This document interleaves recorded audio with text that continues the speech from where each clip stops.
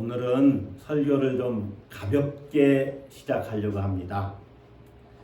여러분에게 문제를 하나 제가 드릴 텐데 이 문제는 넌센스 퀴즈입니다. 그러니까 여러분 센스를 작동을 안 시켜도 돼요. 그게 넌센스 퀴즈입니다.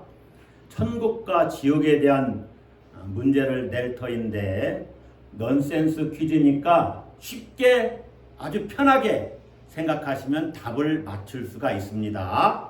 자, 문제 나갑니다. 천국과 지옥 사이에는 뭐가 있을까요? 국지. 국지라고는 무슨 가짜는 국지가 뭐예요? 가짜는 못 들었어요. 네, 맞습니다. 천국과 지옥 사이에는 과가 있습니다. 아직도 이해가 안 되시나요? 이해가 다 되죠? 자, 천국이 있습니다. 아멘. 지옥이 있습니다. 아멘. 뭐가 있죠? 그 사이에는? 과가 있습니다. 틀렸습니다. 천국이 있습니다 했으니까 이 있습니다가 있습니다. 아시겠죠?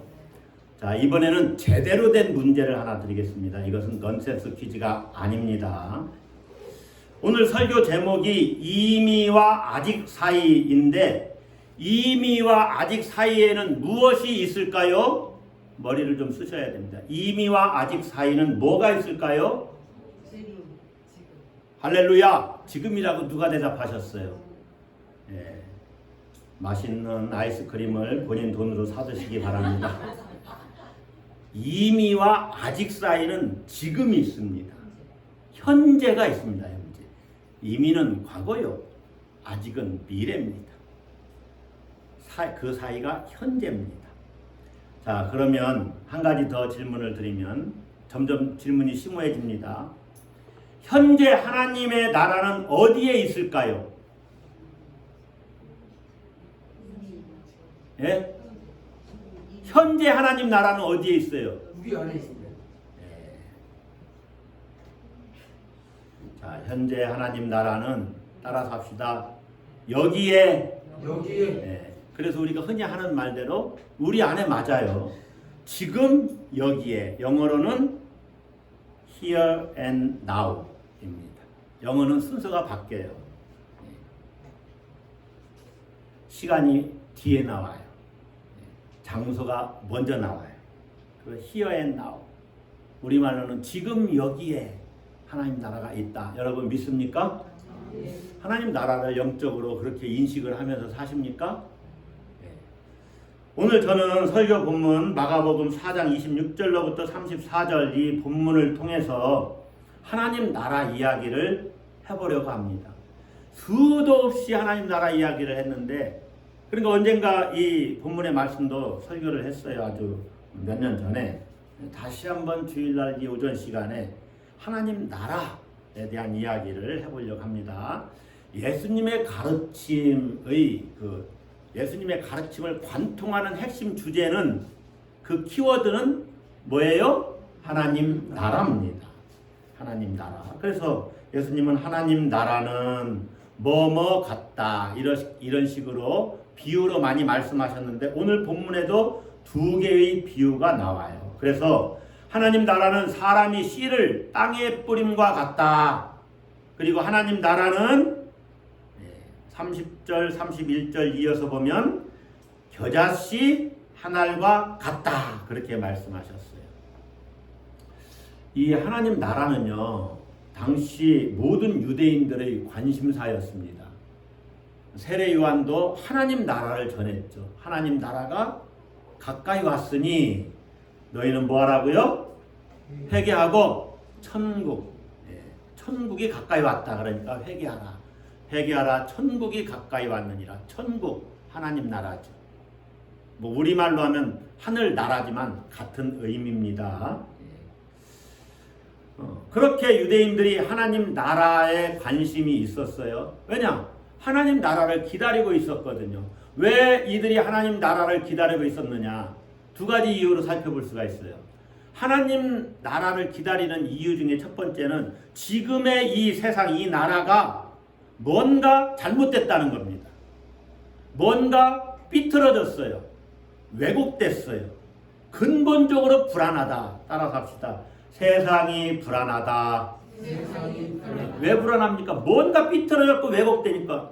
여러분, 성경 해석 중에 사회학적 해석이라고 있습니다. 예를 들어서 손 마른 사람, 그 사람 단지 신체적으로 손이 말라 있지만 사회적으로 보면 뭔가 삐뚤어지고 정상적이지 않고 부족한 상태.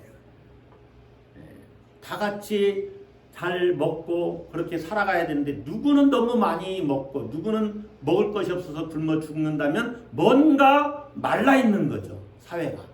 그런 것을 사람이 신체적으로 이렇게 말라 있다든가 허리가 굽었다든가 그런 것이 사회학적으로는 사회 현상을 진단하는 거예요. 유대인들의 역사 속에서 유대인들이 그 국가적으로 나락으로 바닥으로 떨어진 그러한 역사가 많이 있지요. 가장 큰 사건은 기원전 587년 바벨론에 의해서 남유다가 망한 겁니다. 물론 이스라엘도 아수르에 의해서 망했지요. 주전 722년에 얼마나 힘들었겠어요. 예수님 당시도 지금 로마의 지배를 받고 있어요. 식민지 생활하고 있다 그 말입니다. 유대인들은 세상이 패권 국가들에 의해서 부패했고 정의와 평화가 철저하게 손상되었다고 생각을 했어요. 그러니 하나님 나라가 와야 되는 거죠. 하나님 나라를 기다리고 있어요. 자, 또 한 가지 두 번째는 그들이 하나님 나라를 왜 기다리고 있느냐. 이 불안한 세상, 왜곡된 역사가 인간의 힘으로는 회복될 수 없다고 생각한 겁니다. 인간의 힘으로 회복할 수 있으면 하나님 나라가 오지 않아도 되지요. 그런데 사람의 힘에 의해서 실현될 수 없다는 사실을 깨달은 거예요. 바벨론 포로 사건 이후에 그들은 자신들의 힘으로 이 세상의 악한 질서, 이것을 바로 잡을 수 없다고 생각을 했습니다. 그러니까 당연히 하나님이 직접 통치하시는 그 나라가 오기를 고대하는 것이죠. 하나님 나라를 기다리는 것입니다. 왜냐? 그것만이 그들이 살 길이니까, 구원의 길이니까. 자, 여러분은 하나님 나라를 기다리십니까? 네. 자, 하나님 나라는 항상 세 가지 차원에서 이미 왔고 지금도 진행 중이고 또 올 겁니다. 그러니까 기다리고 있습니까? 라고 물어보면 아멘을 해야죠. 일단 우리가 하나님 나라에 또 들어가야 되니까. 하나님 나라에 대한 유대인들의 생각은 기독교인들에게 그대로 전해집니다. 이것이 뭐냐? 예수님의 재림이에요. 따라서 합시다. 예수님 재림. 우리는 예수님이 다시 오심으로 생명의 완성, 다른 표현으로는 생명의 심판이 실현될 것을 기대하고 있어요. 우리에게는 완성이요, 누구에게는 심판이지요. 그런데 이 재림신앙에 대한 오해가 가끔 있습니다. 이 재림신앙을 세상은 어차피 부패해 있으니까 망할 것이고 세상이 망할 것이니까 나는 그냥 예수님 재림할 것만 기대하고 살면 돼 하면서 현실로부터 도피하는 현실 도피주의, 이거는 재림신앙에 대한 바른 태도가 아닙니다. 현실 도피주의, 역사를 부정하는 거죠. 탈역사주의. 그래서 역사 밖으로 나가고 싶어하고 현실에서 숨어 살고 싶어하는 거예요. 또 세상에서는 어찌할 수 없다는 패배주의를 가지고 사는 겁니다. 여러분도 가끔 이 세상에서는 이제 나는 더 이상 안 돼, 끝났어, 이 세상에서는 소망이 없어, 이게 패배주의죠.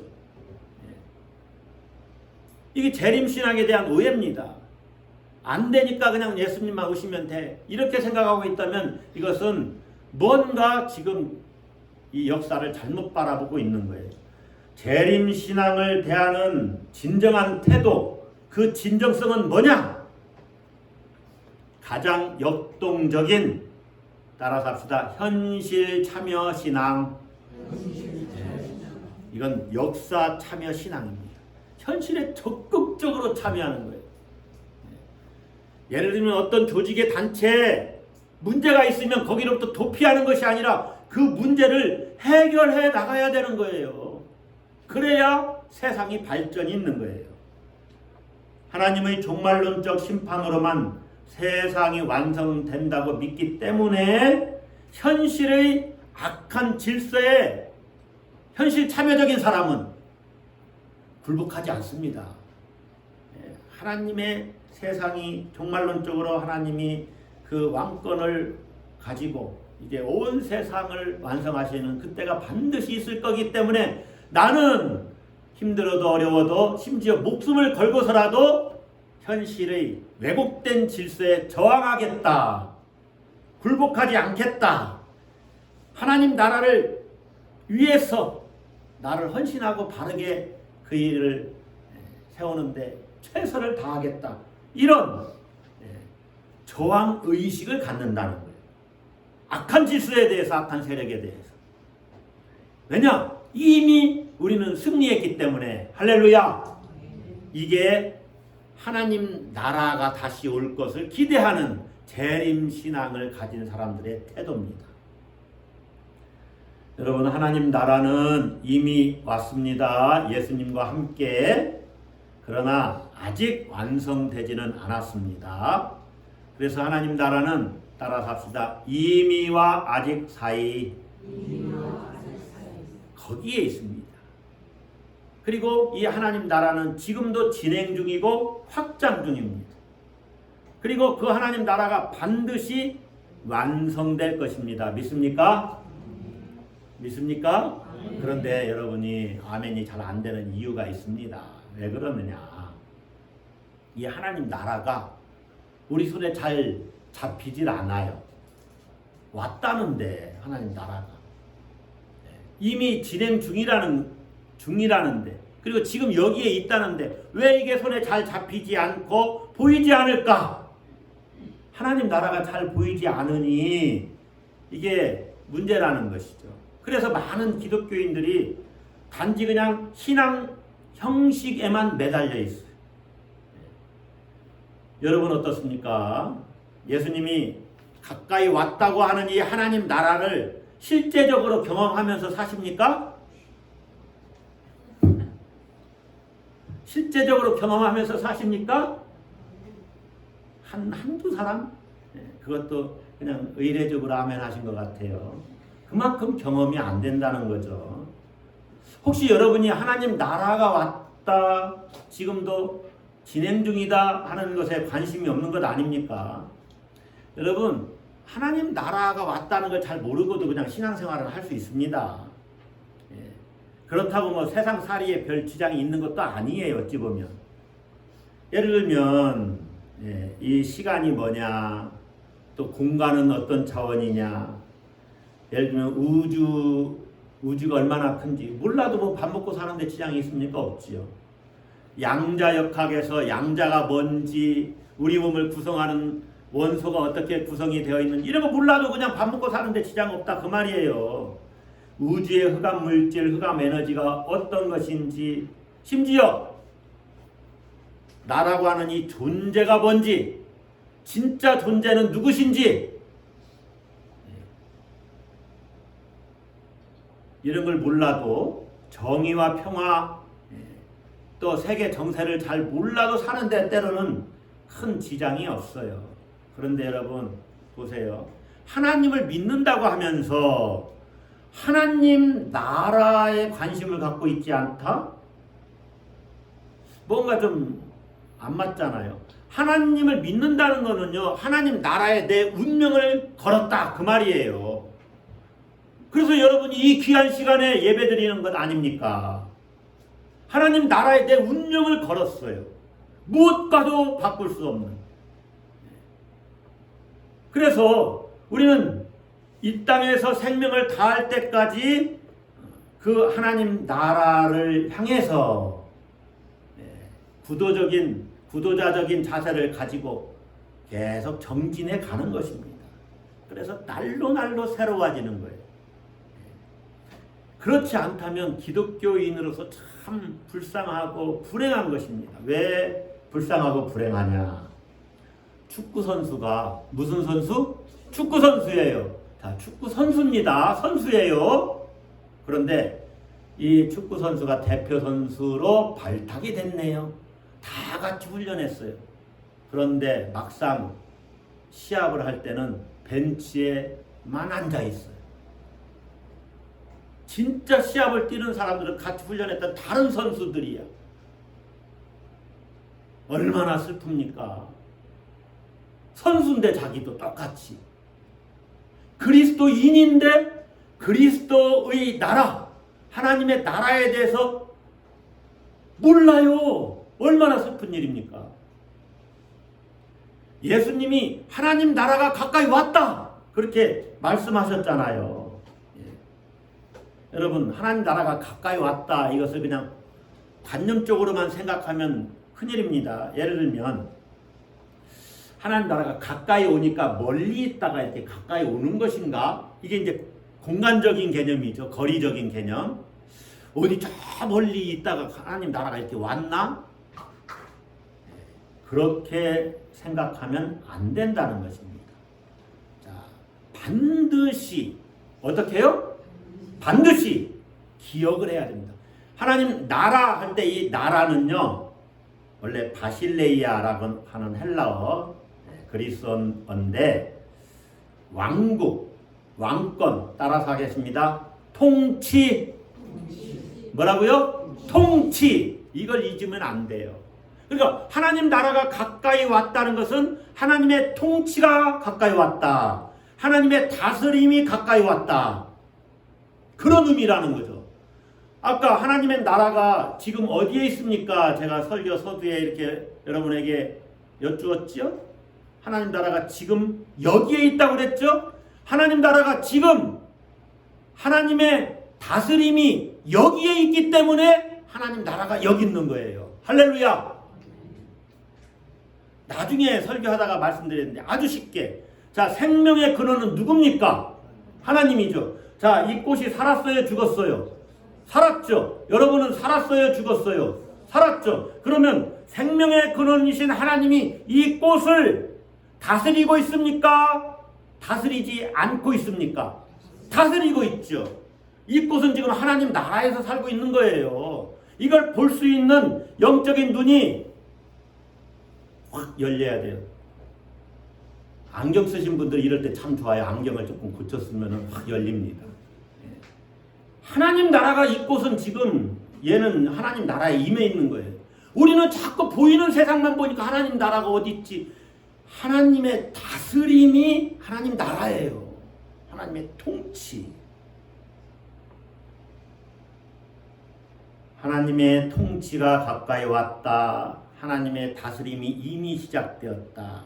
자, 하나님이 생명의 창조주죠. 하나님 자신이 생명이시죠. 그러니까 다른 말로 말하면 하나님의 다스림이 가까이 왔다 이 말은, 하나님 나라가 가까이 왔다 이 하는 말은 생명이 가까이 왔다. 따라서 합시다. 생명이 가까이 왔다.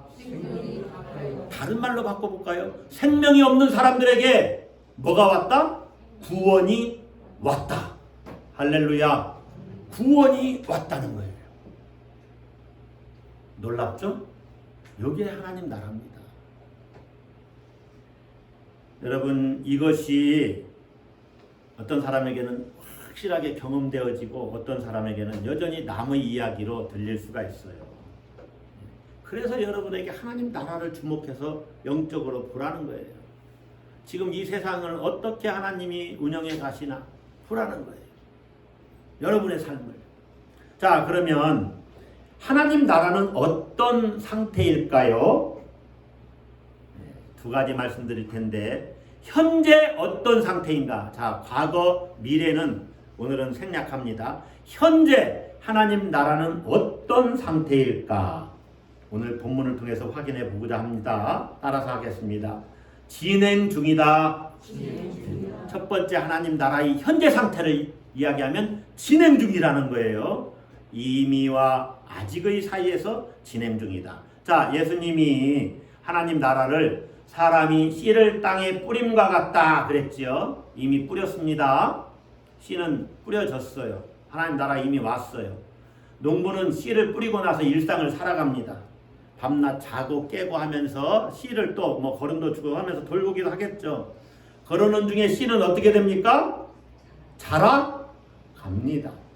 따라서 합시다. 자라간다. 예. 그래서 농부가 하는 일들, 거름들, 땅, 햇빛, 물 이런 것들이 유기적으로 연관을 맺으면서 이삭이 피고 또 마침내는 곡식 알맹이가 아마 밀농사를 졌겠죠. 예. 사람이 씨를 땅에 뿌렸으니까 바람이 어떤 씨를 뿌린 것도 아니고. 예. 그러니까 나중에 곡식 열매가 맺어져요. 그리고 그걸 추수하게 됩니다. 그것은 마지막 완성의 단계예요. 그러나 지금은 그 심었던 이 씨가 자라고 있습니다. 겨자씨 하나와 같다고 말씀하신 그 말씀도 마찬가지예요. 겨자씨 하나를 땅에 심을 때는 땅의 모든 씨보다 작습니다. 그런데 심긴 후에는 이게 이제 자라지요. 그래서 오늘 본문을 보면 32절에 모든 풀보다 커지며, 아까는 모든 씨보다 작았는데 지금은 모든 풀보다 커지며, 심지어요 예수님 당시나 그 땅에 3m 이상 이렇게 자라는 겨자씨가 있다는 거예요. 그렇게 나무가 이렇게 커져 가지고 그 그늘에 새들이 와서 깃들일 정도가 되었다. 참 안식과 평화를 새들이 그곳에서 누리게 되는 것이죠. 자, 질문합니다. 겨자씨 한 알도 심은 후에 어떻게 됐습니까? 심은 후에 자라갑니다. 따라서 합시다. 자라간다. 예, 여러분, 하나님 나라는 이 자라고 있는 중이다. 이것이 현재의 모습이에요. 진행 중이에요. 우리의 실존이 지금 거기에 있어요. 하나님 나라가 자라고 있는 그 곳에 있는 겁니다. 이미와 아직 사이. 여러분, 지금도 여전히 하나님은 여러분을 다스리고 통치하고 계십니다. 믿습니까? 여러분이 하나님의 다스림 가운데 있다는 거예요. 여러분이 하나님의 임재 안에 있습니다. 아멘? 여러분이 하나님께 지금도 연결되어 있어요. 자, 그러면 세상 살아갈 때 걱정, 근심, 염려들이 많이 있지요. 걱정할 일들이 많이 있지요. 아니, 하나님이 지금 나와 함께 하시고 하나님 나라가 내게 있는데 왜 하나님을 내가 의심하지? 왜 하나님을 못 믿을까? 여러분, 걱정, 근심, 염려는 하나님을 제대로 믿지를 못하기 때문에 생기는 겁니다. 그래서 믿음을 가지라고 하는 거예요. 믿음. 염려하지 말고 믿으면 염려가 사라집니다. 하나님 나라가 왜 우리에게 염려를 없애주느냐? 반드시 열매가 맺을 것이기 때문에. 할렐루야. 큰 가지를 낼 만큼 커진다는 것이죠. 이걸 다른 말로 말하면 생명이 완성된다는 것이고 참 평안, 안식을 누린다는 거예요. 추수 때가 이르고 충실한 곡식들을 거두는 그때가 우리에게 있다는 거죠. 완성의 때가 있다는 거예요. 겨자씨가 커지면 큰 가지를 내어서 공중의 새들이 그곳에 와서 안식합니다.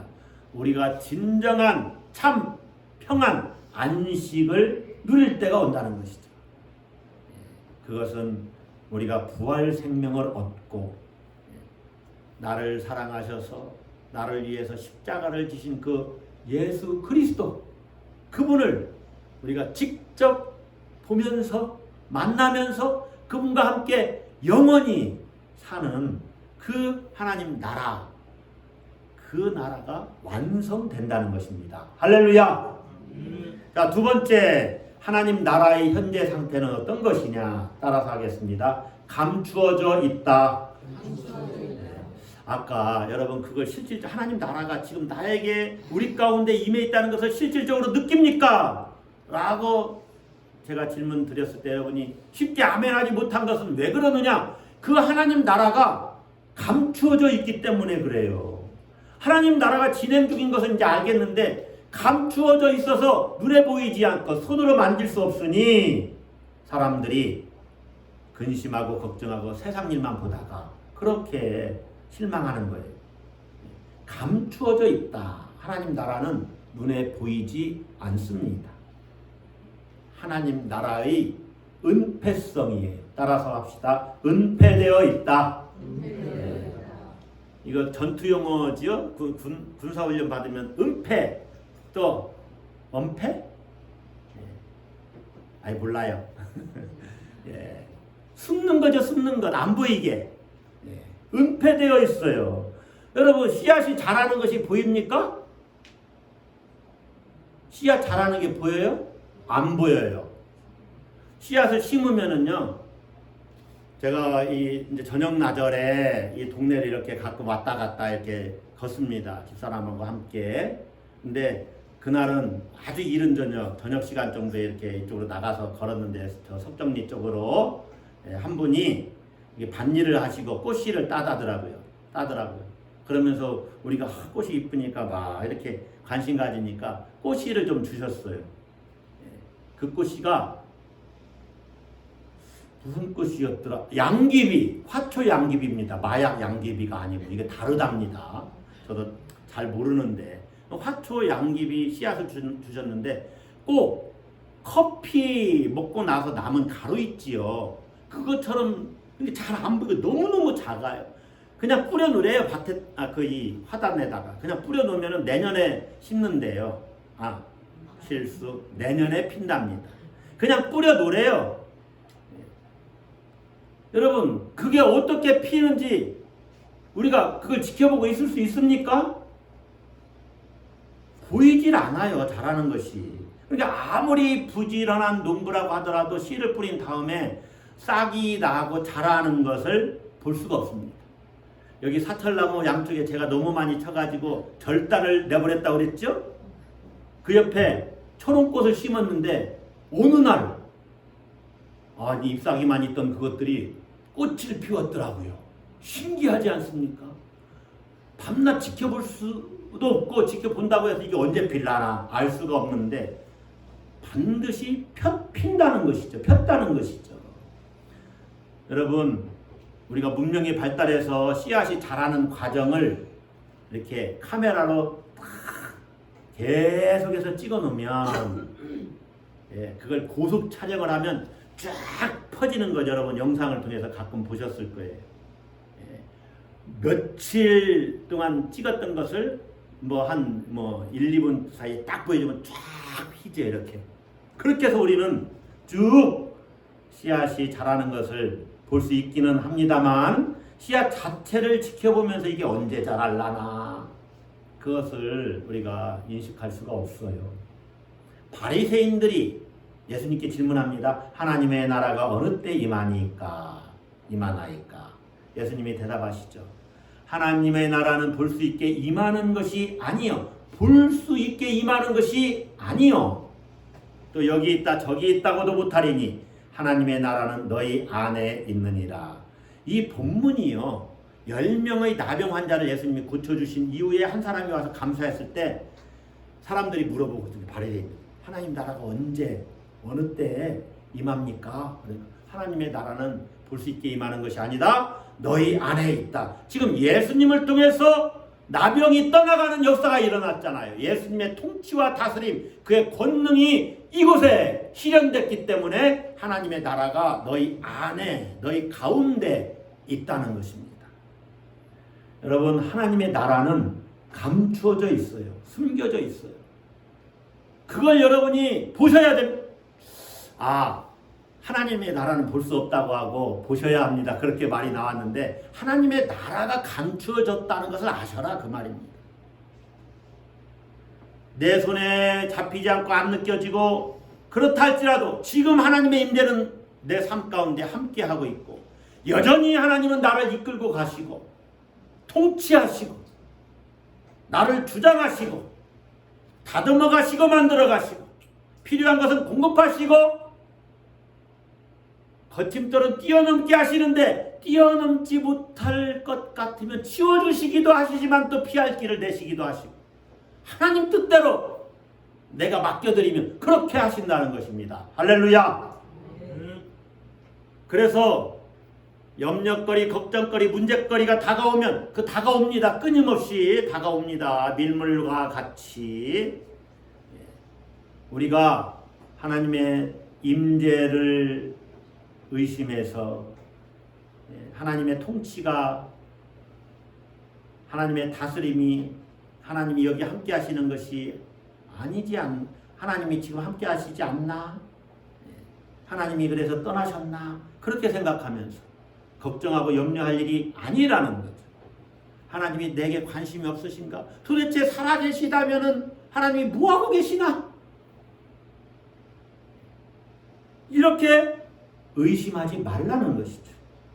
심지어 어떤 사람들은 하나님이 주무시나? 잠자고 계시는 것 아닌가? 제가 좀 더 심각한 말씀을 드릴까 했는데 그것은 이겁니다. 하나님이 혹시 죽으셨나? 여러분이 걱정하고 근심하고 염려하면 사실 저도 그렇죠. 저도 비슷합니다. 그러면 가만히 생각을 해보니까 그건 내가 하나님을 죽이는 일이더라고요. 하나님이 살아계셔서 죽으시지 않는 분인데 생명이시기 때문에 나는 계속 하나님을 죽이고 있는 행동들을 하고 있더라고요.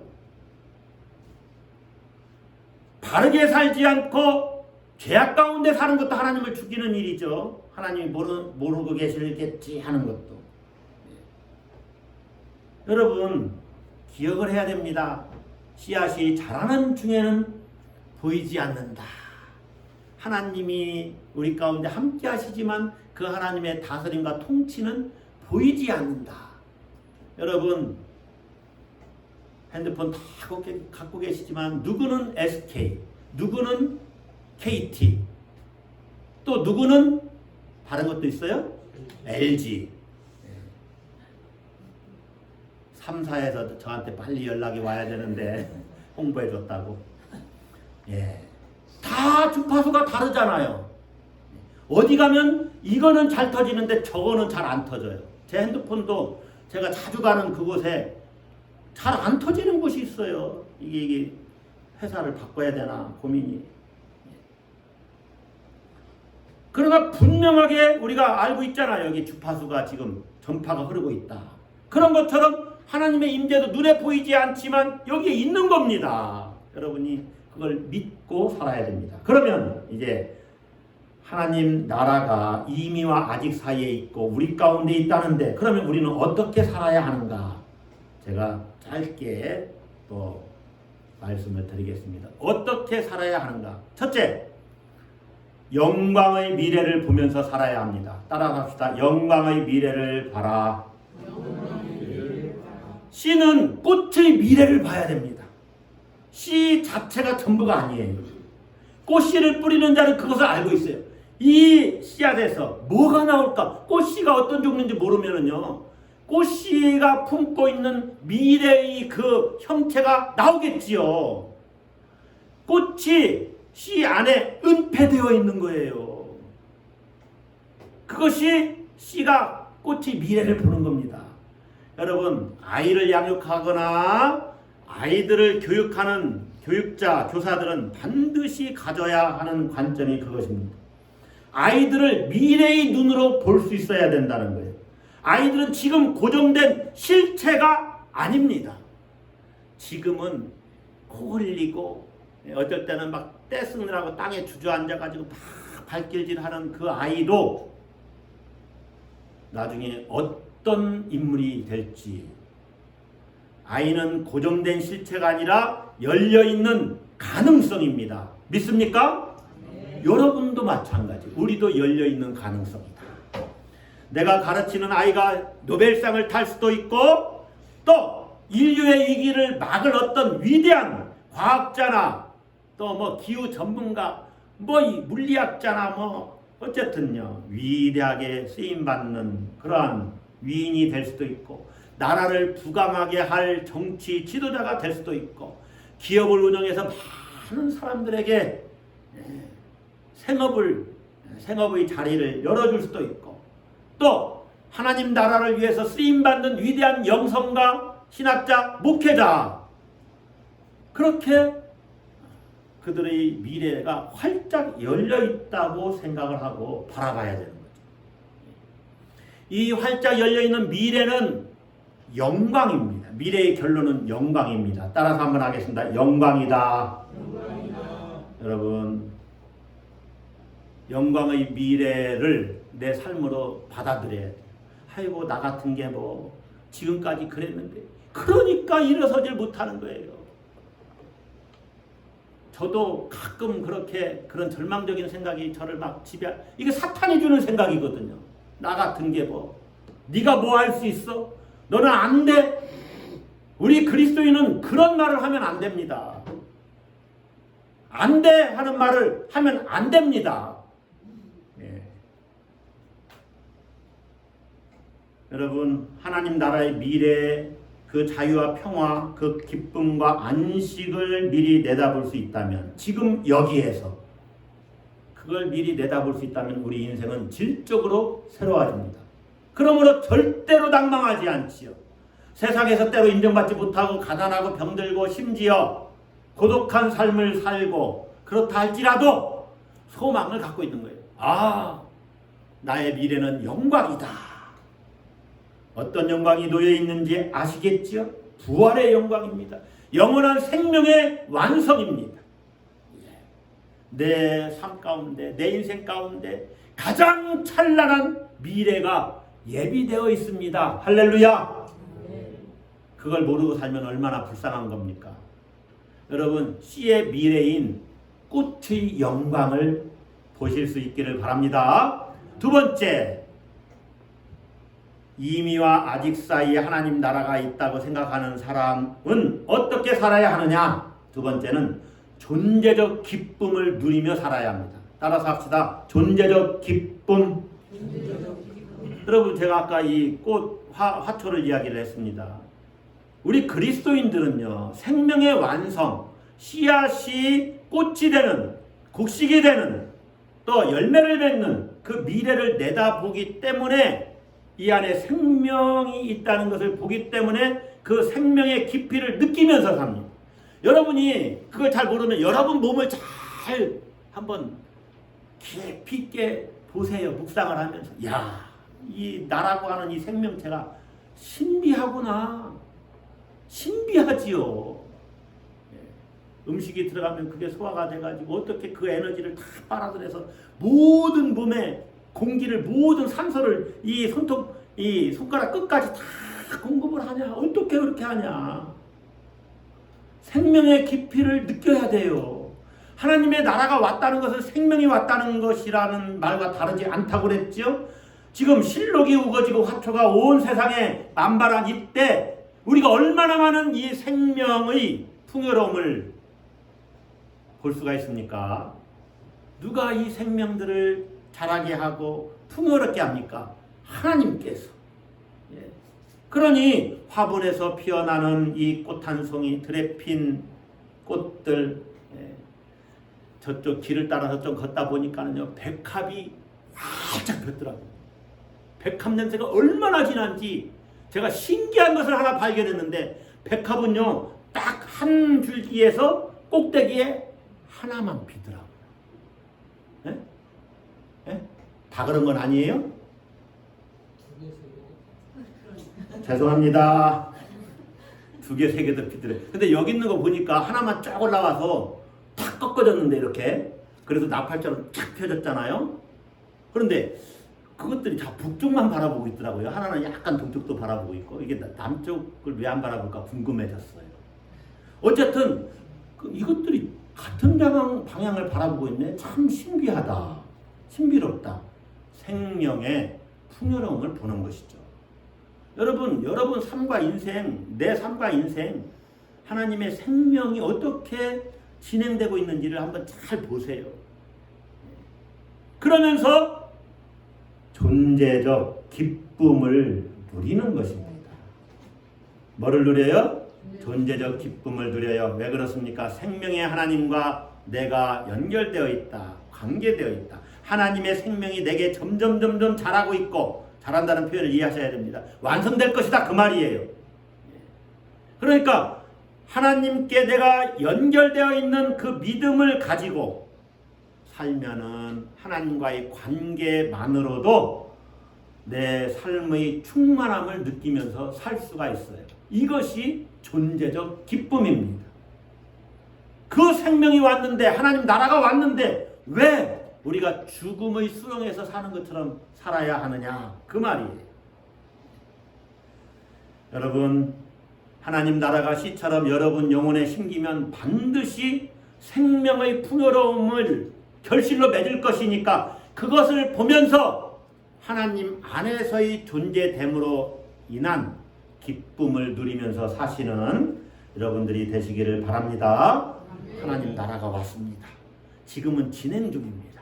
지금은 은폐되어 있고 보이지 않습니다. 그러나 분명하게 하나님의 임재와 통치 다스림이 여기에 있고 내 삶 가운데 있고, 반드시 하나님 나라가 가장 좋은 영광의 미래로 열매 맺을 것이니까 우리는 존재적 기쁨을 누리면서 살아야 합니다. 할렐루야! 그러면 인상들 좀 한번 펴세요. 존재적 기쁨을 누리고 살아야 됩니다. 하나님 나라는 이미와 아직 사이, 지금 여기에 있습니다. 기도합시다.